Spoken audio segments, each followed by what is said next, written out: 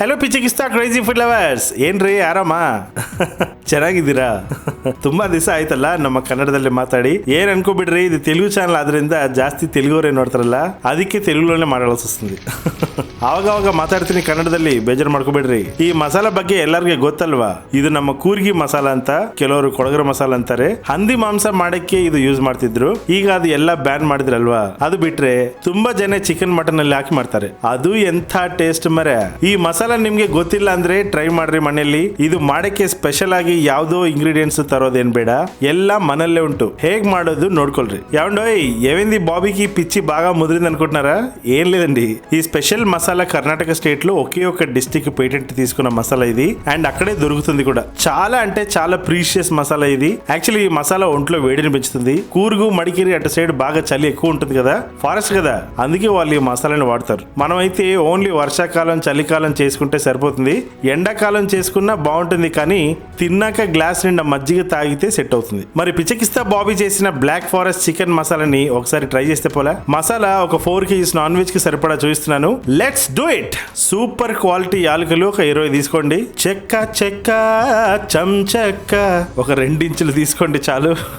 లవంగాలు కూడా మంచి క్వాలిటీ 20 తీసుకోండి. మిరియాలు ఒకటంటే 1 టేబుల్ స్పూన్. వైట్ పెప్పర్ కూడా 1 టేబుల్ స్పూన్. లావుగా ఉన్న ఆవాలు 1 టేబుల్ స్పూన్. జీలకర్ర కూడా 1 టేబుల్ స్పూన్. జీలకర్ర అంత పడుతుందా బాబు గారు అని మీరు అడుగుతారు, నాకు తెలుసు. పడుతుంది అంటాం కన్నా ఇంకేం చెప్పగలను. మెంతులు కూడా మంచి క్వాలిటీ మెంతులు, రాళ్ళలా ఉంటాయి కొన్ని, మోసపోవద్దు. మెంతులు జస్ట్ 1 టీ స్పూన్ సరిపోతుంది. ధనియాలు అయితే 100 కౌంట్ కదండి బాబు, 100 గ్రాములు తీసుకోవాలి.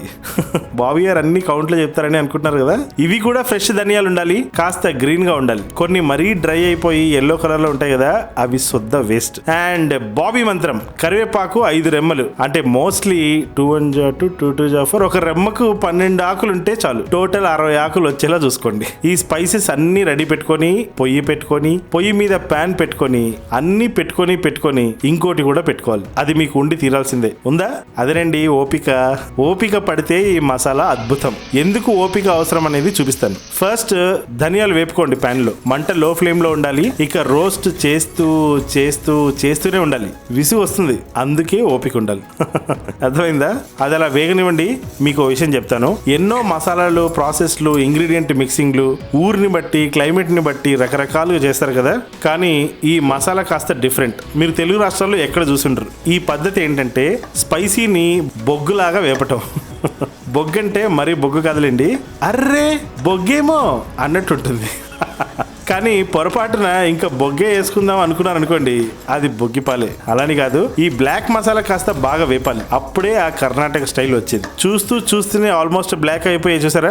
మీకు ఒక చిట్కా, ధనియాలు ఎంతసేపు వేయించాలంటే, ధనియాల్లో నుంచి వేపుతున్నప్పుడు ఒక పొగ వస్తూనే ఉంటుంది. ఎప్పుడైతే ఆ పొగ ఆగిపోతుందో అప్పుడు మ్యాటర్ ఫినిష్ అయిందని అర్థం. ఇప్పుడు వీటిని ఒక స్టీల్ ప్లేట్ లో వేసేయాలి. స్టీల్ ప్లేట్ మాత్రమే, ఎందుకో చెప్తాను. స్టీల్ ప్లేట్ లో మొత్తం వేసి అలా స్ప్రెడ్ చేసి వదిలేసేయండి, చల్లారుతుంటాయి. ఇప్పుడు అదే లో ఫ్లేమ్ లో, అదే ప్యాన్ లో 2 రకాల మిరియాలు వేసేయండి. నల్ల మిరియాలు, తెల్ల మిరియాలు రెండును. ఇవి కూడా ఎలా రోస్ట్ అవ్వాలంటే, మనం కిచెన్ లో విండో క్లోజ్ ఉంటే గనక మీకు కళ్ళు మంటలేస్తాయి. అలా మంటలేసాయి అంటే ప్రాపర్ గా రోస్ట్ అయ్యాయి అని అర్థం. నిజం. అంటే టైం అప్రాక్సిమేట్లీ ఒక 3 నిమిషాలు పడుతుంది, లో ఫ్లేమ్ లో మాత్రమే. Note this point your honour. Roast అవుతున్న 2వ నిమిషానికే లవంగాలు, యాలుక, చెక్క వేసేయండి.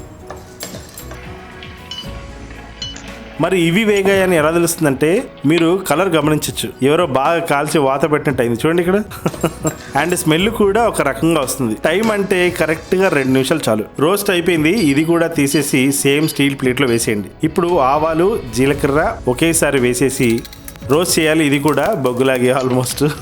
మీరు అనుకోవచ్చు, అన్ని ఇలా బొగ్గులా చేస్తే కూర చేదు వచ్చేస్తుంది, మాడు వాసన వస్తుంది అని. నాకు తెలిసి దీనికి ఆన్సర్ ఈ మసాలా కనుక్కున్న వాళ్ళు కూడా చెప్పలేకపోవచ్చు. నేను క్రాక్ చేశాను ఆ సీక్రెట్ ని. ఏంటంటే, ఎక్కువ వేపి మాడిస్తే మాడు వాసనే వస్తుంది. ఇక్కడ చిన్న లాజిక్ ఏంటంటే, మనం ఒకటి మార్చట్లేదు, ఆల్మోస్ట్ అన్ని సర్వమంగళమేలనే. అదేనండి, అన్నిటినీ ఇలాగే రోస్ట్ చేయాలి, ఆల్మోస్ట్ బ్లాక్ అయ్యేలాగా. సో మనం జనరల్ గా ఏదైనా మసాలా గానీ, ధనియాల పొడి గానీ, జీలకర్ర పొడి గానీ, కూరల్లో వాటిల్లో బిర్యానీలో వాడడానికి ఏం చేస్తాం, ఒకలాగా సొంపుగా రోస్ట్ చేస్తాం. అవి కూరలో వాడుకుంటే సూపర్ గా ఉంటది. అవన్నీ ఇండివిజువల్ గా పౌడర్ కొట్టేసి ఒకటో రెండో మాత్రమే కూరలో వండుతాము కాబట్టి మనకు ఆ స్మెల్ తెలియదు. దీంట్లో స్పెషాలిటీ ఏంటంటే యాలుక, చెక్క, లవంగ, తెల్ల మిరియాలు, నల్ల మిరియాలు, మెంతులు, కరివేపాకు అన్ని వేస్తాం కాబట్టి అన్నిటినీ ఇందాక చెప్పినట్టు సర్వమంగళ మేళన కొడితే బ్లాక్ ఫారెస్ట్ టేస్ట్ వస్తుంది. అది మీరు చేసుకొని తిన్నాక తెలుస్తుంది. అదన్నమాట సంగతి. సో నల్లగా ఆల్మోస్ట్ అయ్యాయి కదా, దీన్ని కూడా తీసి సేమ్ ప్లేట్ లో వేసేయండి. ఒక పక్క చల్లారుతూ ఉంటుంది. ఇప్పుడు మెంతులు కూడా సెపరేట్ గా వేయించాల్సిందే.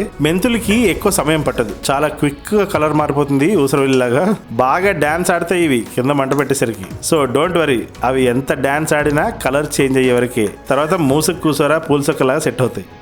కలర్ చేంజ్ అయ్యాయి, వీటిని కూడా ఇందులోనే వేసేయండి. ఇప్పుడు చివర్లో బాబీ మంత్రం, కరివేపాకు మొత్తం 5 రెమ్మలు ఇందులోనే వేసేయండి. దీనికి కూడా మంట లోగానే ఉండాలి. మీకు ఒక డౌట్ రావచ్చు, ఎందుకు బాబీ గారు అన్ని సపరేట్ గా రోస్ట్ చేయడం, అన్ని మిక్సీ కొడతాం కాబట్టి అన్ని కలిపి రోస్ట్ చేయొచ్చు కదా అని. చెప్తాను. దానికి కూడా అన్ని ఒకే దగ్గర వేసి రోస్ట్ చేస్తే అది రోస్ట్ అవ్వదు, వేస్ట్ అవుతుంది.